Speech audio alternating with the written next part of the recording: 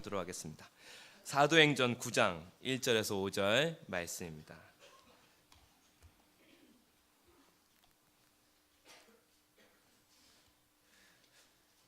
함께 하나님 말씀 받들어 올리겠습니다.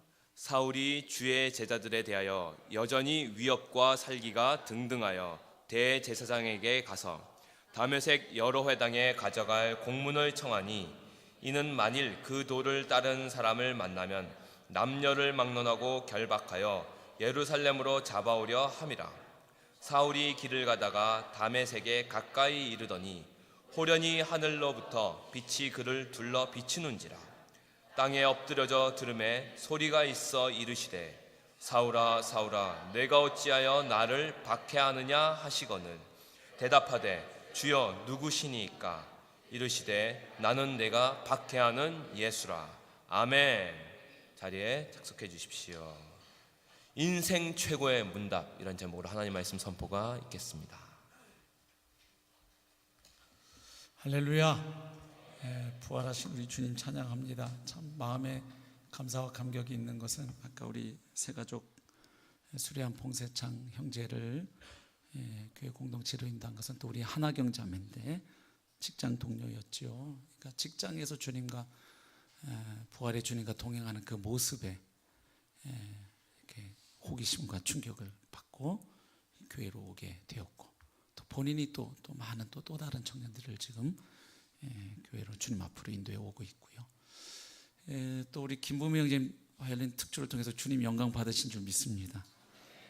어떻게 느끼셨는지 모르겠는데 저는 참 감동이 되고 감격이 되었어요. 왜냐하면 모르고 그냥 들으시면 아 저분 바이올린 좀 켜시는구나 이렇게 들으실 텐데, 주님 만나기 전에 김부미 형제님 그 대인 기피증이 있으셨어요. 이렇게 많은 사람 앞에 나오는 거 이거 기적이에요.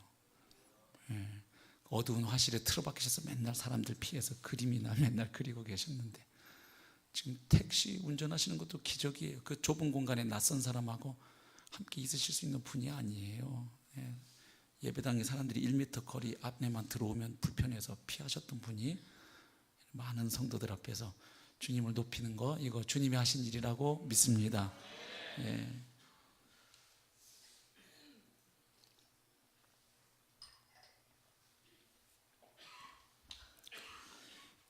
인류 역사에 굵직한 발자국을 남긴 사람들의 생애를 살펴보면 그들의 생애 가운데 결정적인 깨달음과 각성의 순간, 또 변화와 결단의 순간이 있었음을 보게 됩니다. 또 역사책이나 위인전에 나오는 그런 대단한 인물까지는 아니라 하더라도 우리 주변에서 어느 날 갑자기 사람이 변화되어서 그 이전과는 전혀 다른 삶을 살아가는 것을 우리가 보거나 듣게 될 때가 있는데, 그 경우에도 보면 역시 어떤 결정적인 변화의 계기가 있었음을 우리가 알게 됩니다. 소위 그 터닝 포인트라고 하는 순간입니다. 오늘 본문은 사도 바울의 인생에 있어서 바로 그런 터닝 포인트가 되는 그런 사건을 소개하고 있습니다. 바로 그의 회심 사건입니다. 그리스도인들을 핍박하던 박해자 사울이 부활하신 주 예수 그리스도를 만나서 복음의 증인으로 완전히 변화되는 그 장면 가운데 일부를 저희가 오늘 읽은 것입니다. 사실 사도 바울의 회심은 단순히 한 사람의 회심 그 이상의 중요한 의미를 가지고 있습니다. 왜냐하면 바울의 회심은 이 초대교회 복음의 선교 역사에 아주 결정적으로 중요한 사건이었기 때문입니다. 또 뿐만 아니라 2000년 교회 역사 가운데 중요한 의미를 가지는 그런 사건이었기 때문입니다. 보십시오. 예수 그리스도의 복음이 예루살렘과 사마리아 그 지경을 넘어서 이제 전 세계로 뻗어나가는 그 일에 결정적인 역할을 한 사람이 바울이기 때문입니다. 또 신약 성경의 절반에 가까운 책을 기록함으로 기독교 교리를 체계화하는데 놀랍게 쓰임받은 인물이 바울이었기 때문에 바로 그 바울이 예수님 만나는 이 사건은 단순히 그 한 사람이 그저 구원받았다 하는 그 이상의 아주 중대한 의미를 가지는 사건입니다. 그래서 오죽하면 한 신학자는 예수 그리스도께서는 사울을 바울로 바꾸셨고 바울은 세계와 역사를 바꾸었다, 뭐 이렇게 표현하기도 합니다. 또 존 스토트 같은 분은 다메섹 도상에서의 사울의 체험은 기독교회사에서 가장 유명한 회심이다, 뭐 이렇게 표현하기도 했던 것이지요. 그런데 성도 여러분, 사도 바울의 회심 사건이 중요하다는 것은 굳이 이런 신학자들의 말을 빌리거나 인용하지 않아도 쉽게 알 수 있어요. 성경을 보면 그냥 드러납니다. 우선 사도행전만 보더라도 바울의 회심 이야기가 3번이나 기록이 되어 있습니다. 오늘 저희가 읽으신 9장 1절부터 22절까지, 그리고 22장에 가면 3절부터 21절까지, 그리고 26장에 건너가시면 거기 또 9절에서 18절까지 이렇게 3번에 걸쳐서 사울의 회심 이야기가 반복적으로 기록되어 있음을 보게 됩니다. 반복한다는 것은 뭐 하다는 얘기죠? 중요하다는 이야기죠. 그뿐만 아니라 사도 바울의 서신서를 읽어보면 그가 기회 있을 때마다 자신의 이 다메섹 도상에서 부활의 주님을 만나 회심한 이 사건을 자주 언급하고 있는 것을 우리가 어렵지 않게 확인할 수가 있습니다. 자, 이렇게 성경에서 중요하게 다루어지고 있는 바울의 회심 사건은 기독교회사 가운데 또 선교 역사에 중요한 의미를 가질 뿐만 아니라 오늘을 사는 우리들에게도 중요한 의미를 가지고 있습니다. 디모데전서 1장 16절 말씀 보니까 사도 바울은 성경 말씀이 우리들에게 주시는 그 구원의 최종적인 모델이 된다는 것을 보게 됩니다. 한번 보실까요? 디모데전서 1장 16절. 그러나 내가 긍휼을 입은 까닭은, 자, 여기 내가 바로 바울을 의미하죠. 예수 그리스도께서 내게 먼저 일체 오래 참으심을 보이사, 그 핍박자 바울에 대해서 주님이 오래 참으셨습니다. 후에 주를 믿어 영생 얻는 자들에게 본이 되게 하려 하심이라. 그러니까 부활하신 주님이 바울에게 나타나 주시고 그를 만나 구원해 주신 것은 그 이후에 주님을 믿어서 영생 얻는 자들에게 하나의 본이 되는 일이다 하는 것을 알게 됐죠. 자, 그래서 오늘 우리가 사도 바울의 회심 사건 중에 한 부분을 우리가 읽었는데, 이 말씀을 통해서 단순히 사울의 회심 사건이 아니라 그것을 통해서 우리에게 오늘 말씀하시는 주님의 음성을 우리가 듣고 또 반응할 수 있기를 바랍니다. 자, 먼저 오늘 본문 보시면 1절과 2절에는 회심하기 이전의 바울의 상태를, 바울의 모습을 소개해 주고 있습니다. 한마디로 핍박자 사울의 모습입니다. 자, 1절 보십시오. 사울이, 자, 그의 이름이 사울로 소개되는데, 잘 아시는 것처럼 바울에게는 본래 이름이 2개 있었습니다. 하나는 사울이고 또 하나는 바울입니다. 사울은 히브리식 이름이고 바울은 로마식 혹은 헬라식 이름입니다. 이름이 원래 2개인데 구원받고 나서 이방인의 사도로 활약하면서부터는 주로 바울이라고 불려집니다. 왜죠? 아무래도 이방인들에게는 로마식 이름이 다가가기가 좋은 친숙한 이름이기 때문에 그랬던 것으로 보여집니다. 자, 사울이 주의 제자들에 대하여, 주의 제자들은 예수님을 주님으로 믿고 고백하는 성도들, 그리스도인들, 기독교인들을 말하죠. 주의 제자들에 대하여 여전히 위협과 살기가 등등하여. 자, 여기 우리의 눈을 끄는 부사가 하나 있는데 여전히라는 단어입니다. 여러분, 여전히 어떠하다 하는 것은 어떤 의미를 갖지요?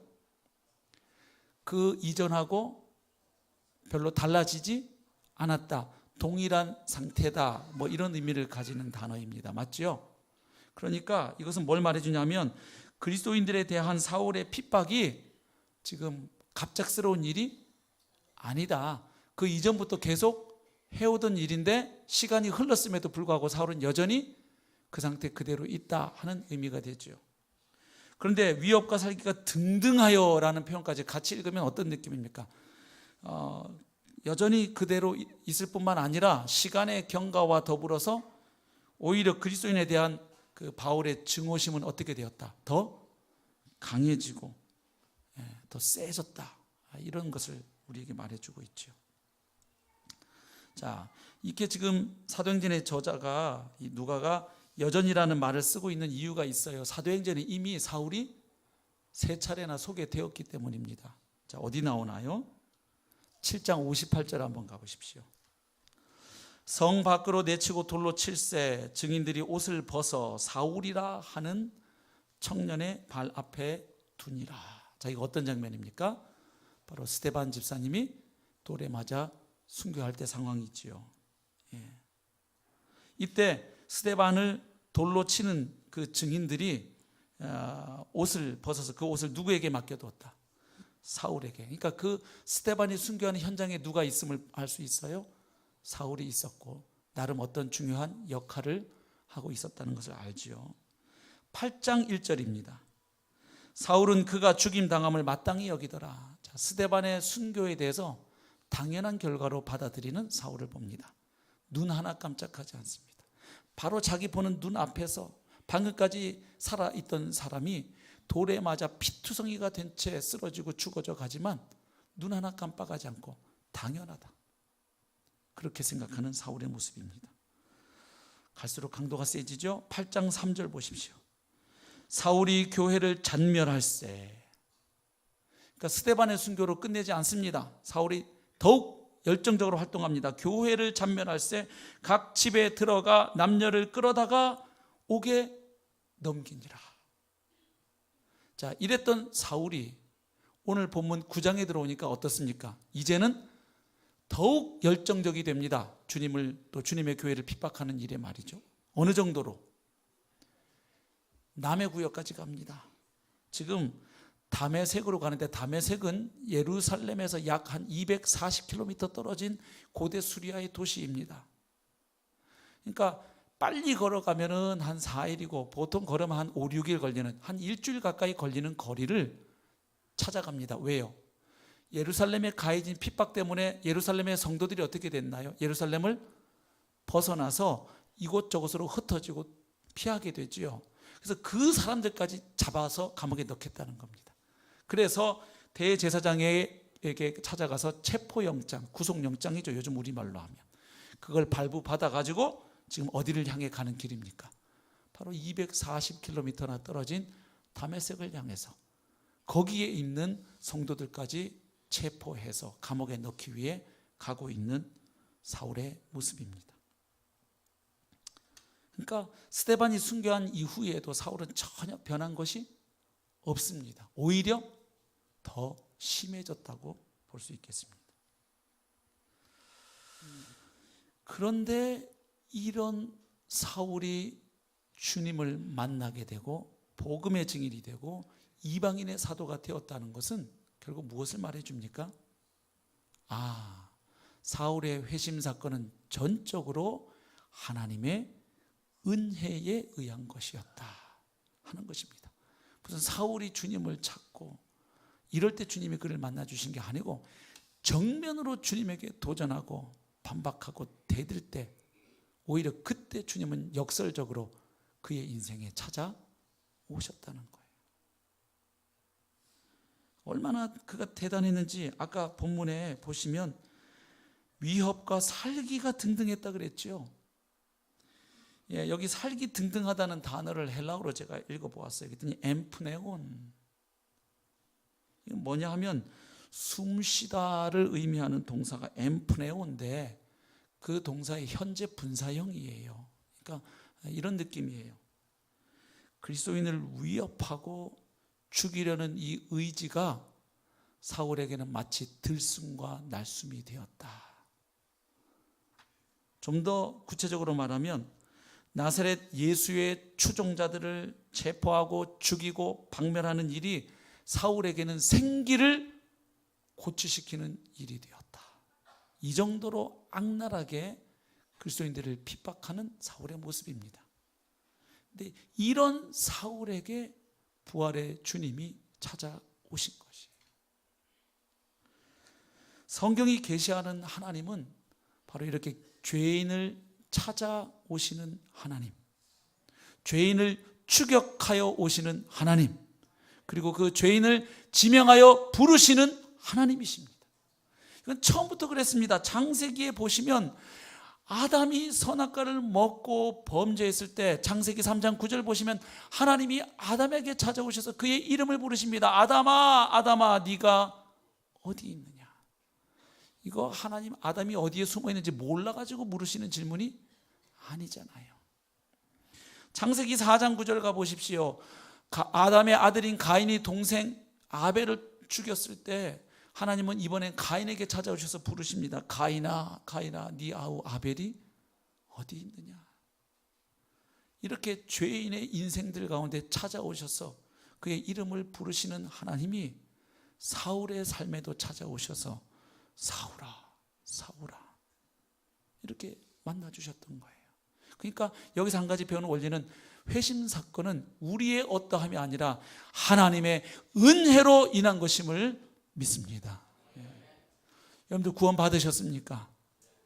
오늘 하나님의 은혜를 찬양하실 수 있기를 바랍니다. 하나님이 나 같은 죄인 찾아와 주신 거예요.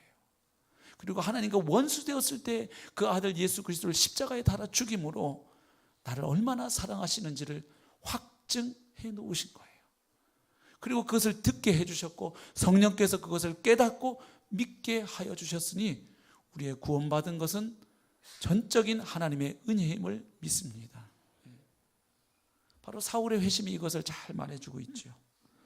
자, 이제 3절부터 5절까지는 부활하신 주님과 사울 사이에 있게 된 그 결정적인 만남의 순간을 우리에게 소개해 줍니다. 3절입니다.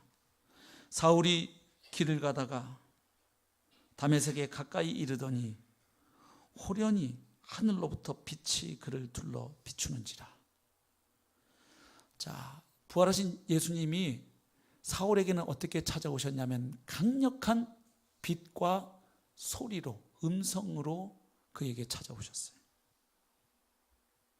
이것이 모든 사람에게 모델이 된다는 얘기는 아니에요. 모든 사람이 구원받을 때 이렇게 사울처럼 다 강력한 빛, 음성, 이건 아니고요.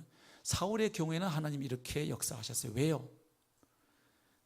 너무나 강팍한 인간이어서 어지간해갖고는 그가 주님 앞에 굴복하고 무릎 꿇을 사람이 아니지요. 주님이 이걸 너무나 잘 아셔요. 그래서 강력한 빛으로 먼저 그에게 임하십니다. 호련히 하늘로부터 빛이 그를 둘러 비추는지라. 오늘 본문만 보면 그냥 빛 이렇게 나와 있는데 이것이 어떤 빛인지를 아시려면 22장과 26장을 함께 살펴보시면 이해할 수 있습니다. 22장 6절에 보면 바로 이 다메섹 도상에서 사울이 주님을 만났을 때가 어느 시간대였는지를 알 수 있어요. 어느 무렵입니까? 정오입니다. 태양이 가장 밝게 비출 때죠. 그런데 태양빛은 아니에요. 26장 13절 보면 그 태양이 떠 있는 그 시간인데 태양보다 밝은 빛이 하늘로부터 그를 비춘 겁니다. 여러분 생각하세요. 정오의 태양빛이 얼마나 강렬합니까? 근데 그 강렬한 빛 안에서 다른 건 보이지 않는데 그것보다 더 강력한 빛이 비추었다 이것이죠. 그러니까 사울이 어떻게 됩니까? 엎드러지는 겁니다. 4절 보십시오. 땅에 엎드러져 들음에 꼬꾸러진 거예요. 추락한 거예요. 그 기고만장하고 자기 잘난 못에 살던 아주 엘리트 의식으로 충만했던 그 자신만만하고 패기만만한 이 젊은 청년 사울이 그 주님의 강력한 빛 앞에 엎드러집니다. 꼬꾸라집니다. 꼬꾸라지니까 주님의 음성이 들려요. 땅에 엎드러져 들음에 소리가 있어 이르시되 사울아 사울아. 그의 이름을 부르십니다. 개인적으로 찾아오시죠. 네가 어찌하여 나를 박해하느냐. 사울은 바리새인이기 때문에 구약 성경을 아주 잘합니다. 그래서 지금 이 순간 이것이 무엇을 의미하는지 그는 직감할 수 있었습니다. 구약 성경을 보시면 전능하신 하나님께서 이 땅에 강림하실 때 나타나는 가장 대표적인 형상이 뭐냐? 바로 빛과 소리입니다. 하늘로부터 임하는 빛과 소리는 이 땅에 임하는 하나님의 현현을 계시하는 대표적인 현상인 것을 누구보다도 잘 알고 있는 사울입니다. 그래서 이 순간 태양빛보다도 더 강력한 빛이 자신에게 비추어지고, 그리고 그 하늘로부터 소리가 들려오는 이 순간 바울은 아는 거예요. 지금 내가 가는 이 길을 막아선 분이 그저 평범한 어떤 인간이 아니라 신적 존재라는 사실을 그 순간 직감하는 것입니다. 그래서 놀라고 당황한 가운데 그가 질문을 합니다. 주여, 누구십니까? 사실 그는 대답을 먼저 했어야 하지요. 지금 부활하신 주님이 그에게 뭐라고 물으셨습니까? 사울아, 사울아, 네가 어찌하여 나를 핍박하느냐? 그러니까 그리스도인들을 핍박하는 이유를 물으신 겁니다. 그런데 그 질문 앞에 바울은 핍박하는 이유를 대답하지 않고 대신 또다시 질문할 수밖에 없었습니다. 주님, 누구십니까? 이 질문 굉장히 독특한 질문이죠. 주여 하고 불러놓고서는 그런데 그 주가 누구신지를 여쭙는 거예요. 여러분의 자녀분들이 여러분을 보고 아빠 불러놓고서는 근데 누구세요? 이거 웃기잖아요. 누군 누구의 아빠지. 자기는 그 아빠의 자식이고. 주여 불러놓고서는 근데 누구시죠? 묻는 거예요. 어떻게 보면 어리석은 질문이에요. 하지만 조금만 더 생각해 보면 이 질문처럼 창조주 앞에 선 우리 인생들이 가진 그 본연의 자리를 드러내는 질문도 없습니다. 뭘 말해줍니까? 사람들은 저마다 다 나름대로 각자의 주를 가지고 있다는 거예요. 다 자기 나름의 주를 부르고 섬긴다고 생각하지만 부활하신 그리스도를 만나기 전까지는 참된 주를 알지 못한다는 것을 보여줍니다. 그래서 이 질문은 말이죠, 이 절대자고 신을 향해서 신을 찾는 사람들이 묻는 그 하나의 근본적인 질문을 대변하는, 혹은 그 질문과 다 있는 질문이기도 합니다. 다시 말하면 하나님은 누구이신가? 온 세상과 우주의 주인은 누구이신가? 그 창조자가 누구이신가? 그것에 대한 질문이에요. 그리고 사실 성경 전체는 이 질문에 대한 답입니다. 성경 첫 시작이 어떻게 시작돼요? 창세기 1장 1절 태초에 하나님이 천지를 창조하시니라. 눈에 보이는 것과 보이지 않는 이 모든 우주 만물을 하나님이 창조하셨다고 성경은 시작돼요. 다시 말하면 온 우주와 인생과 모든 것, 존재하는 모든 것의 주인은 바로 창조주이신 그분 하나님이시라는 선포로 성경 시작돼요. 성경 맨 마지막은 어떻게 끝나요? 요한계시록 22장 20절 주 예수여 오시옵소서. 주 예수여 오시옵소서. 그러니까 성경 전체 얘기가 뭐예요? 하나님이 창조하신 이 아름다운 세상, 하나님의 나라와도 같았던 이 세상이 망가졌다는 거예요. 오늘날 우리가 알고 경험하는 것처럼. 왜요?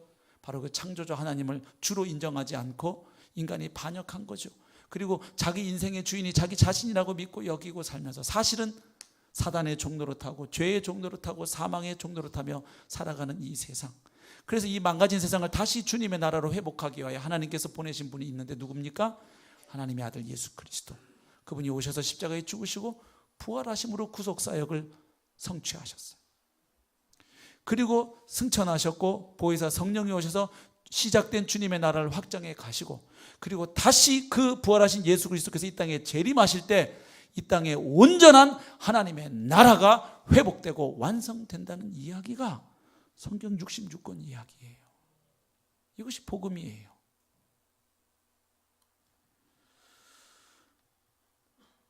바울의 질문에 대해서 즉각 하늘로부터 답이 옵니다. 나는 네가 박해하는 예수다. 헬라어로 읽으면 에고 에이미 예수스 혼쉬 디오케이스 이렇게 되어 있어요. 제가 왜 굳이 이 헬라어 문장을 읽었냐 하면 이 문장이 좀 특별해요. 1인칭 강조 대명사인 에고하고 2인칭 단수 대명사인 쉬가 동시에 사용되어 있습니다. 다시 말하면 나와 너를 동시에 강조하는 표현법입니다. 왜 그러냐 하면 헬라어를 아시는 분들 계시겠습니다만 헬라어는 동사형 자체가 주어의 인칭이나 수를 이미 나타냅니다. 동사의 모양 자체를 보면 굳이 주어가 없어도 주어가 1인칭인지 2인칭인지 3인칭인지 단수인지 복수인지를 동사의 꼴, 동사의 어형, 모양 자체가 이미 말을 해줘요. 그래서 많은 경우에 그냥 주어가 생략돼 버려도 괜찮아요. 실제로 또 주어를 많이 생략해서 써요. 그래도 동사만 보면 주어가 누군지를 그 모양을 보고 짐작할 수 있고 알 수 있기 때문이에요. 그런데 지금 이 문장을 보면 에고 에이미 예수스 혼 쉬 디오 케이스, 나는 네가 핍박하는 예수다. 이걸 좀 더 원어의 느낌을 살려서 조금 제가 의역을 하면 이런 거예요. 나 자신으로 말할 것 같으면 네가 그토록 핍박하는 바로 그 예수다. 그러면 이 주님의 대답에서 뭘 할 수 있죠? 우선은 주님께서 핍박받는 성도들과 자신을 동일시하고 계신 것을 일단은 먼저 알 수 있죠. 왜냐하면 사울은 예수님을 직접 핍박한 적은 없지요. 왜냐하면 예수님은 이미 십자가에 죽으시고 부활하고 승천하신 뒤니까 사울이 핍박했던 것은 예수님 본인이라기보다는 그 예수를 주님으로 그리스도로 하나님의 아들로 믿는 그리스도인들을 핍박했잖아요. 그런데 지금 예수님은 뭐라고 대답하자면 나는 네가 핍박하는 예수다. 그러니까 지금 예수님의 대답에서 한 가지 드러나는 건 뭡니까? 주님은 자신의 백성들과 자신을 하나로 보신다. 여기서 바울이 하나 깨달았겠죠. 나중에 뭡니까? 교회의 머리이신 그리스도와 교회의 몸인 교회는 분리될 수가 없다. 하나이다. 여기서 바울의 교회론이 나오는 것이죠. 어찌되었든 나는 네가 핍박하는 예수다. 예수님과 예수님을 주로 믿는 성도들이 같구나, 하나로 연합되어 있구나 하는 진리를 말해주죠. 근데 더 근본적인 진리 하나가 또 있습니다. 이것이 오늘 우리가 주목하고자 하는 것입니다. 여러분, 바울이 그리스도인들을 그토록 핍박하고 박해한 이유가 있습니다. 무엇일까요? 그리스도인들이 바울에게 돈 빌려갔다가 돈을 안 갚아서 화가 났을까요? 왜 그토록 그가 그리스도인들을 미워했습니까? 이유가 있잖아요. 그래서 뭐냐 하면 한마디로 말하면 이런 겁니다. 바울이 보기에 나사렛 예수는 자칭 하나님의 아들인 척하고 돌아다니다가 결국 그의 최후가 어떻게 끝났느냐? 나무에 달려서, 십자가에 달려서 발가벗겨진 채 피를 철철 흘리고 죽어간 인물입니다. 그런데 바울은 알아요. 신명기 21장 23절에 의하면 나무에 달린 자마다 하나님의 저주를 받은 자라는 사실을 압니다. 그러면 십자가에 달려 죽었다는 얘기는 하나님의 저주받아 죽은 자인데 어떻게 하나님의 저주받아 죽은 자를 그리스도인들은 메시아라고, 하나님이 보내신 그리스도라고, 하나님의 아들이라고, 더 나아가서는 주님이라고 고백을 하니 세상에 이런 악질 이단은 없는 거예요. 바울이 볼 때. 그렇잖아요. 여호와 하나님 한 분 외에 도대체 누가 또 주님이라는 고백과 소리를 들을 수 있단 말인가? 바울은 없는 거예요. 여호와 하나님 한 분에. 그런데 그것도 모자라서 저주받아서 죽은 예수가 주님이라고? 이런 지구상에서 사라져야 될 인간들이로구나. 그래서 그리스도인들을 핍박하고 교회를 잔멸하는 것이 사실은 누구를 위한 일이라고 믿었습니까? 바로 여호와 하나님을 위한 일. 왜? 바울이 보기에 예수는 신성모독죄로 죽은 인물이에요. 인간인 주제에 자기가 감히 하나님과 동등하다고 얘기하고 결국 그 참남한 죄로 인해서 나무에 달려서 하나님의 저주받아 죽은 자. 그래서 그를 그리스도로 주님으로 믿는 성도들을 그토록 핍박하는 일에 앞장섰던 것입니다. 그런데 지금 그의 인생에 강력한 빛과 소리로 찾아오신 그분 앞에 바울이 물었습니다. 주님, 누구십니까? 주님 대답하십니다. 나? 네가 핍박하는 바로 그 예수다. 바울이 예수님을 혹은 예수님 믿는 자들을 왜 핍박했다 그랬어요? 나무에 달려 저주받아 죽은 그는, 나사렛 예수는 절대로 메시아일 수도 하나님의 아들일 수도 주님일 수도 없다. 그래서 핍박했어요. 그런데 예수님은 바로 내가, 너 앞에 주로 나타난 내가 네가 핍박하던 그 예수다.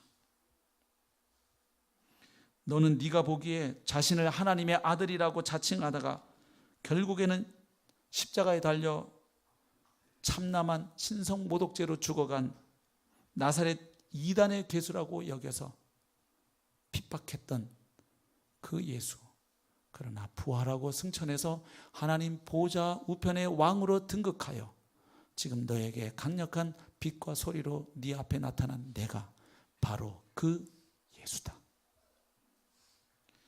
결국 오늘 본문에 나오는 이 질문과 대답, 이 문답이야말로 성경이 말씀하고 있는 계시의 본질이 아닐 수가 없어요. 이 질문과 대답은 우리에게 중요한 한 명제를 각인시켜 줍니다. 그건 뭡니까? 주는 예수 그리스도이시다. 보십시오. 바울의 질문 뭐예요? 주님 누구십니까? 네가 핍박하는 예수, 십자가에 달려 죽은 예수, 그러나 3일 만에 부활한 예수다. 그럼 결국 두 문장을 합해 보세요. 주는 누구이신가? 성경대로 죽고 부활하신 예수 그리스도이시다. 이 명제가 나오는 거예요. 결국 사도 바울은 이날 이 사건을 통해서 뭘 깨달았느냐? 예수가 나의 주요, 온 우주 만물의 주요, 교회의 주이심을 계시로 깨닫게 된 것입니다. 그래서 바울은 자신의 이 다메섹 도상의 구원 사건을 언급할 때마다 꼭 자신의 사도적 소명을 같이 이야기해요. 왜냐하면 바울의 경우에는 이 회심 사건이 구원받는 사건이면서 동시에 복음의 증인 이방인의 사도로 부름받는 사건이기도 했어요. 그런데 이것을 언급할 때마다 또 하나 바울이 강조하는 것이 하나 있습니다. 그건 뭐냐면 자신의 이 회심 사건 혹은 소명 사건은 한마디로 계시적 사건이었다는 얘기를 합니다. 다시 말하면 부활하신 주님이 나에게 자기 자신을 뭐 해주신? 계시해 주신, 열어서 보여주신 사건, 나타나신 사건이다. 자, 갈라디아서 1장을 보겠습니다. 11절부터 제가 몇 말씀 읽겠습니다. 형제들아, 내가 너희에게 알게 하노니 내가 전한 복음은 사람의 뜻을 따라 된 것이 아니니라. 이는 내가 사람에게서 받은 것도 아니요 배운 것도 아니요 오직 거기 밑줄 그으십시오. 예수 그리스도의 계시로 말미암은 것이라. 그러니까 바울이 자기가 전하는 복음은 예수 그리스도의 계시로 말미암았다. 내가 이전에 유대교에 있을 때 행한 일을 너희가 들었거니와 하나님의 교회를 심히 박해하여 멸하고 내가 내 동족 중 여러 연갑자보다 유대교를 지나치게 믿어 내 조상의 전통에 대하여 더욱 열심히 있었으나, 그러니까 핍박했다는 거죠. 그 열심으로. 그러나 내 어머니의 태로부터 나를 택정하시고 그의 은혜로 나를 부르신 이가, 그 다음 잘 보셔야 돼요.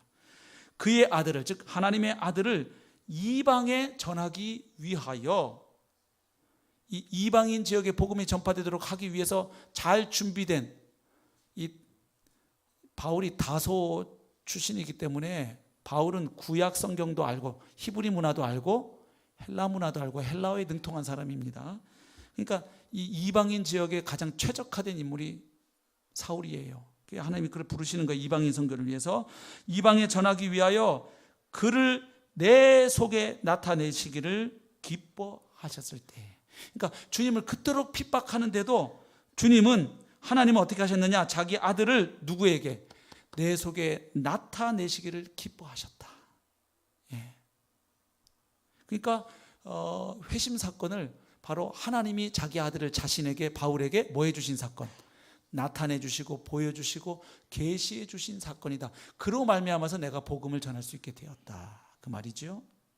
고린도전서 9장 1절, 내가 자유인이 아니냐, 사도가 아니냐.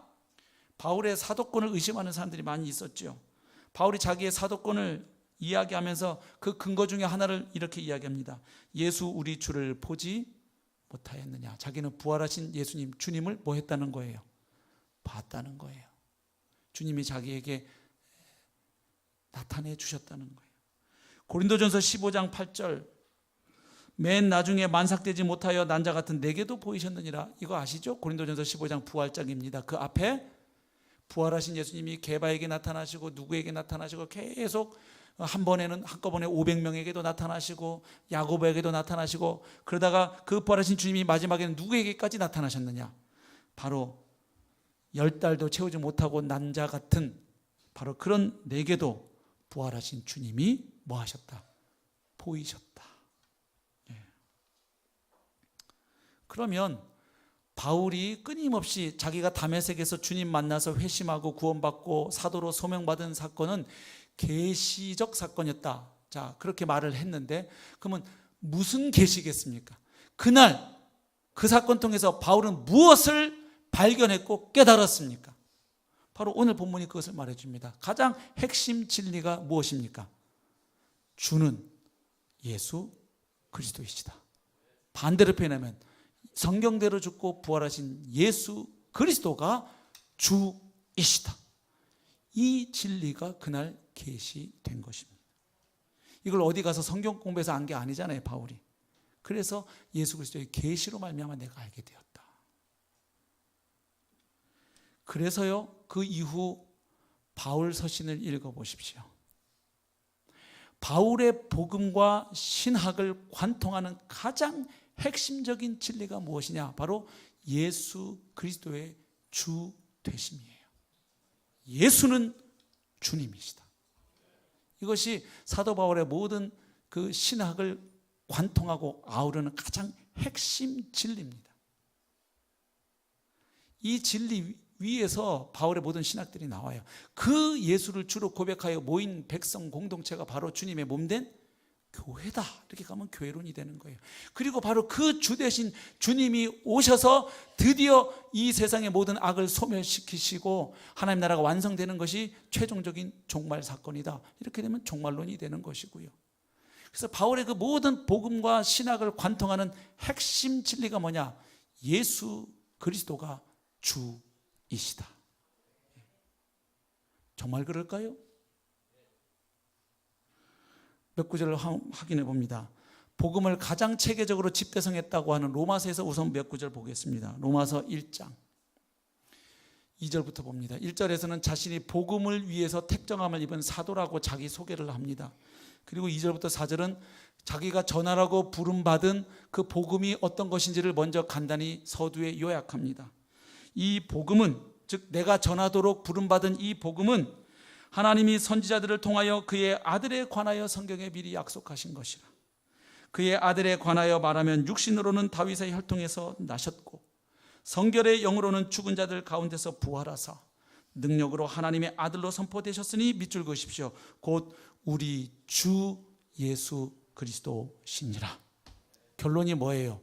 주 예수 그리스도. 로마서 10장 9절은 좀 더 분명하게 구원론적인 언어로 설명합니다. 그러니까 예수가 누구이시다 이렇게 설명하면 이걸 어려운 말로 기독론이라 그래요. 예수가 누구이시다. 그 다음에 어떻게 할 때 구원받는다 그러면 같은 복음을 구원론적인 언어로 표현하는 거고요. 그 다음에 예수 그리스도를 통해서 구약의 그 모든 언약과 약속과 예언이 성취되었다. 그래서 메시아를 통한 종말의 시대가 도래했다. 이렇게 복음을 전하면 종말론적인 메시지로 복음을 전하는 거예요. 그래서 초대교회 복음은 이렇게 같은 복음을 다양한 언어로 기독론적으로 구원론적으로 종말론적으로 전한 다음 끝에 결론은 회개와 믿음을 요청하는 거예요. 이렇게 초대교회 복음이 전해졌어요. 로마서 10장 9절 네가 만일 내 입으로 예수를 누구로 시인하며 주로 시인하며 또 하나님께서 그를 죽은 자 가운데서 살리신 것을 내 마음에 믿으면 구원을 받으리라. 예수를 주로 시인하고 믿을 때 구원을 받는다. 로마서 14장 8절 9절 같이 읽어보실까요? 시작. 우리가 살아도 주를 위하여 살고 죽어도 주를 위하여 죽나니 그러므로 사나 죽으나 우리가 주의 것이로다. 이를 위하여 그리스도께서 죽었다가 다시 살아나셨으니 곧 죽은 자와 산 자의 주가 되려 하심이라. 아멘. 로마서에서 바울이 선포합니다. 예수 그리스도께서 십자가에 죽고 부활하신 이유가 무엇이냐? 바로 죽은 자와 산 자, 곧 모든 자의 주가 되시기 위하여. 그런데 교회 안에 어떤 분들이 이런 분들이 있어요. 예수님이 십자가에 내 대신 피를 흘려 죽으심으로 그 죄 때문에 내 죄가 사해진 것을 믿습니다. 아멘이지요. 복음의 놀라운 대속의 원리죠. 근데 거기서 멈추는 분들이 있어요. 그런데 그 예수님을 저의 주님으로 믿으라고는 말씀하지 마십시오. 부담스럽습니다. 뭐죠? 예수님이 십자가에 죽고 부활한 이유가 뭔데요? 추가되시려고. 아시겠죠? 복음이 얼마나 조각나 있는지. 고린도후서 4장 5절 바울이 더 명확하게 선포해요.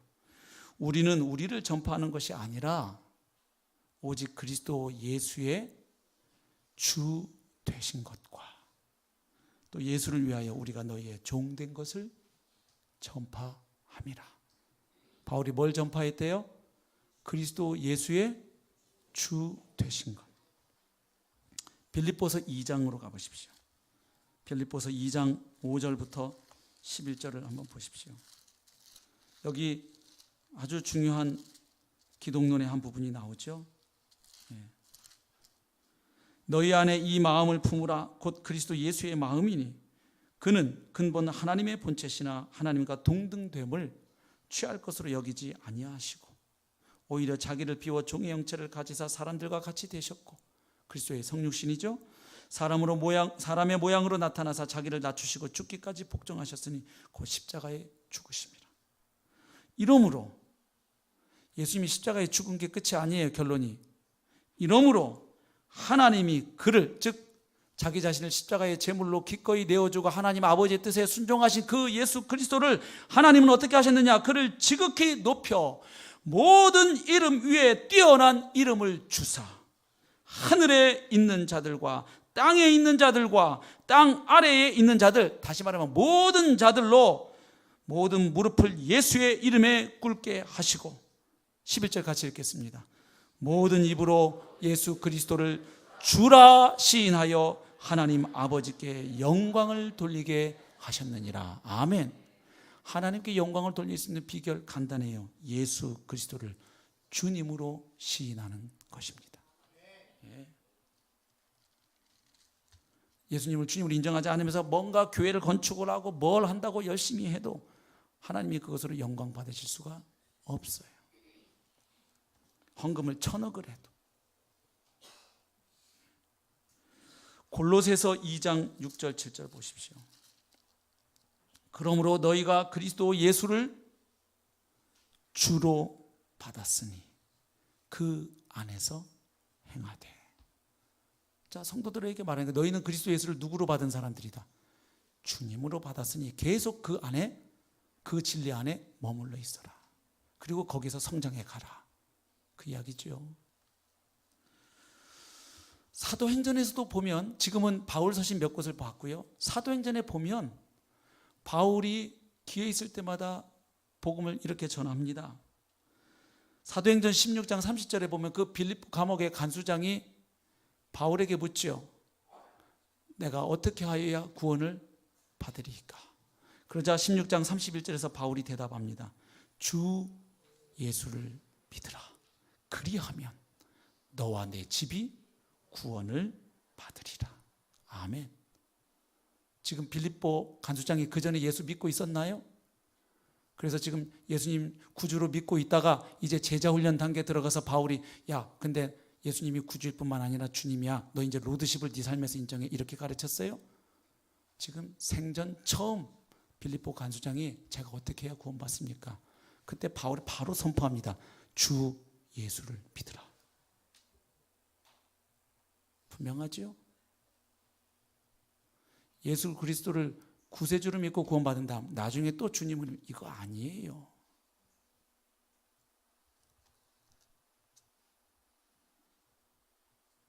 사도행전 28장 30절. 바울이 로마에 가택 연금되었을 때 그 2년 동안 뭐 했는지를 볼 수 있습니다. 바울이 온 이태를 자기 셋집에 머물면서 자기에게 오는 사람을 다 영접하고 하나님의 나라를 전파하며 주 예수 그리스도에 관한 모든 것을 담대하게 거침없이 가르치더라. 주 예수 그리스도. 자, 지금 살펴본 것은 예수가 주님이시다라는 명확한 기독론적인 복음 선포, 그 다음에 그 예수를 주님으로 믿으면 구원받는다라는 구원론적인 복음 선포를 몇 구절 본 거고요. 그 다음 바울에게 주 예수 그리스도가 얼마나 중요한지를 이제 몇 구절 보고 마치겠습니다. 뭘 말씀드리려고 하냐면, 이렇게 명확하게 복음을 선포하는 자리가 아니고 다른 이야기 할 때에도 바울은 예수님을 소개하면 거의 그의 입에 밴 한 언어가 있어요. 뭐예요? 주 예수 그리스도예요. 한번 보시겠어요? 고린도전서 1장 1절부터 3절. 바울이 편지를, 서신을 시작할 때 전형적인 패턴이에요. 이건 고린도전서만 있는 게 아니라 거의 대부분의 서신이 동일하거든요. 한번 보겠습니다. 하나님의 뜻을 따라 그리스도 예수의 사도로 부르심을 받은 바울과 형제 소스데네는 고린도에 있는 하나님의 교회, 곧 그리스도 예수 안에서 거룩하여지고 성도라 부르심을 받은 자들과, 여기서 교회가 건물이 아니고 사람들이라는 걸 명확하게 알 수 있죠. 구원받은 성도들이 교회입니다. 받은 자들과 또 각처에서, 그 다음 잘 보십시오. 우리의 주, 곧 그들과 우리의 주 되신 예수 그리스도의 이름을 부르는 모든 자들에게 하나님 우리 아버지와 누구로부터? 주 예수 그리스도로부터 은혜와 평강이 있기를 원하노라. 이거 의례적인 인사말 해도 벌써 주 되신 예수 그리스도, 주 예수 그리스도 그냥 입에 붙었어요. 고린도전서 1장 9절 몇 절 내려가지 않았어요. 너희를 불러 그의 아들 예수 그리스도 우리 주와 더불어 교제하게 하시는 하나님은 미쁘시도다. 예수 그리스도 우리 주. 고린도전서 1장 10절 형제들아 내가 우리 주 예수 그리스도의 이름으로 너희를 권하노니 모두가 같은 말을 하고 너희 가운데 분쟁이 없이 같은 마음과 같은 뜻으로 온전히 합하라. 이 분쟁이 있던 고린도 교회 성도들에게 권하는 거죠. 같은 말, 같은 마음, 같은 뜻. 건강한 교회는 이렇게 가야 됩니다. 목사는 이 소리하고 성도는 이 소리하고 목자는 이 소리하고 부목자는 이 소리하고 목원은, 이거는 건강한 교회가 아니에요. 복음 안에서 그리스도 안에서 같은 말, 같은 마음, 같은 뜻. 근데 이 명령을 누구의 이름으로 권합니까? 우리 주 예수 그리스도의 이름으로. 고린도 후서 1장 1절 2절도 보면 서신 시작하는 패턴 역시 똑같아요. 갈라디아 1장 3절 우리 하나님 아버지와 주 예수 그리스도로부터 은혜와 평강이 있기를 원하노라. 또 역시 누구예요? 주 예수 그리스도. 갈라디아 6장 14절 그러나 내게는 우리 주 예수 그리스도의 십자가 외에 결코 자랑할 것이 없으니. 갈라디아 6장 18절 형제들아 우리 주 예수 그리스도의 은혜가 너희 심령에 있을지어다. 계속 찾아볼까요? 오늘 되게 못 가셔요. 에베소서 1장 1절 3절 1절부터 3절, 빌립보서 1장 1, 2절, 골로새서 1장 3절, 데살로니가전서 1장 1절, 데살로니가전서 5장 28절, 데살로니가 후서 1장 1, 2절, 데살로니가 후서 2장 1절, 데살로니가 후서 2장 16, 17, 3장 18절, 디모데후서 1장 1, 2절, 빌레몬 1장 3절, 빌레몬 1장 25절 다 찾아볼까요? 주 예수 그리스도, 주 예수 그리스도, 주 예수 그리스도. 바울 신학, 바울 복음의 핵심이에요. 성경대로 십자가에 죽으시고 부활하신 예수는 하나님이 구약 성경 선지자들 통해서 보내겠다고 약속하신 그 메시아 그리스도이실 뿐만 아니라 그분은 하나님 보좌 우편에서 하나님과 더불어 이 세상을 다스리고 통치하시는 만왕의 왕, 만주의 주, 교회의 머리, 바로 창조주, 주 예수 그리스도. 이것이 여러분 초대교회에 전해졌던 복음입니다. 그래서 사도행전을 보면은 사람들이 이 바울 일행을 고소할 때 듣자 하니 저놈들에게는 가이사 말고 다른 임금이 있다고 가더라 이러면서 고소하죠. 왜? 주라는 말에 그런 신학적이고 정치적인 의미가 있기 때문이에요. 주, 왕, 즉 우리에게 진짜 왕은 가이사 로마 황제가 아니고 성경대로 죽고 부활하신 예수 그리스도, 승천하시고 보혜사 성령을 보내신 예수 그리스도, 그리고 약속하신 대로 다시 오실 예수 그리스도가 이 온 세상의 주인이고 우리의 주인이시다. 이걸 믿었기 때문에 사자밥이 된 거예요. 이 믿음과 고백을 포기하지 않았기 때문에 그 콜로세움 원형 경기장에 끌려가서 사자밥이 되면서도 끝까지 이 믿음을 지켰던 것입니다. 예수님을 이렇게 믿으니까 초대교회에 그런 유무상통의 역사가 일어나는 거예요. 내 재산도 집도 소유도 은사도 건강도 누구 거? 예수님 거. 그러니까 옆에 지체에게 필요가 보이면 이거 예수님 거니까 저 지체의 필요를 채우라는 주님의 명령으로 알고 자발적으로 하는 거예요. 누가 뺏어가지고 공산사회 만든 게 아니잖아요. 그 열매가 그냥 나온 게 아니에요. 착한 사람들이 모여서 우리 한번 멋진 이상적 공동체를 만들어 보자. 여러분, 보네포가 지적했어요. 교회가 참된 공동체로 나아갈 때 가장 원수된 사람이 누구냐? 공동체 이상주의자라 그랬어요. 우리 교회가 가족 같은 교회가 아니라 가족으로서의 교회가 되기 위해서 앞으로 재산의 몇 프로 교회다 다 헌납하고, 그 다음에 일주일에 교회는 몇 번 이상 다 출석하고 막 룰을 자꾸 만들어가지고 이렇게 막 예를 들면, 그래가지고 다 우리 재산 팔아서 모여가지고 어느 집에 모여 살아야 되고 지금부터. 좋은 거예요. 공동체를 이루어 가는 것은 점점 더. 그러나 그 주님 되심에 대한 굴복으로, 그 주님 한 분이면 충분하고 행복해서 일어나는 그 순종이 아니라 이 공동체를 내가 만들고야 말겠다. 강서교회를 요런 셀교회로 만들겠다는 인간의 욕심으로 만들어가면 그 사람 때문에 공동체가 깨진다는 걸 보네포가 지적한 거예요. 우리에겐 기본적으로 죄성과 이기심이 있습니다, 여러분. 그래서 가족 친척끼리도 명절에 잠깐 만나서 하루 이틀 있으면 좋지만 일주일 이상 있으면 싸웁니다. 오죽하면 할아버지 할머니들도 손자들이 명절 때 올 때 그 앞통수가 그렇게 이쁘고 집 떠나갈 때 뒤통수는 더 예쁘다는 거 아닙니까? 그렇게 귀여운 손자도 한 일주일 있으면 아유 저것들 언제 가나.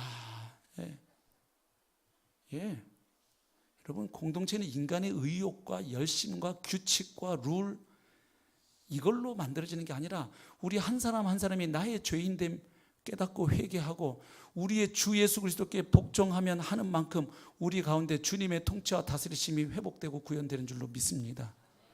그래서 결국 공동체를 만드는 것은 인간의 열심이 아니라 복음입니다. 주 예수 그리스도의 복음입니다. 예수님이 점점 더 주님이신 것이 선명하게 드러나고, 그리고 그 주 예수 그리스도께 나의 죄를 회개하고 굴복하고 그분이 내 인생의 주인이요 우리 공동체의 주인이심을 고백하는 백성들이 늘어가는 만큼 그곳에는 하나님의 나라 천국이 경험되는 것이죠. 그리고 그런 공동체를 세상 사람들이 볼 때 충격을 받는 것입니다. 너희 가운데 하나님이 살아 계시도다. 바라기는 우리 개인과 가정과 교회와 목장과 우리 교회 가운데 더욱 부활하신 우리 예수님께서 주님으로 인정되시고 고백되어지고 찬양과 영광을 받으시고 실제로 그분이 우리를 다스려 주시기를 소망합니다. 결국 인생 최고의 질문은 뭡니까? 주는 누구이신가? 답은요, 성경대로 죽으시고 부활하신 예수 그리스도, 그분이 우리의 주요 우리 교회의 주요 온 세상과 우주의 주이심을 믿습니다. 이 믿음으로 한 주간도 승리하시는, 그래서 복음의 증인으로 살아내시는 저와 우리 사랑하는 성도님들 되시기를 주님의 이름으로 축복합니다. 질문 던져야 되겠습니다. 오늘 내 인생에 한 번도 이 진리 앞에 굴복한 적이 없다면 그 인생이 바울처럼 달라지려면 이 문답하셔야 되고, 이미 그렇게 해서 구원 받았지만 신앙생활 오래 하는데도 내 삶에 변화가 없다. 왜 없을까요? 오늘 본문은 말해줘요. 예수님을 주님으로 인정하지 않으니까.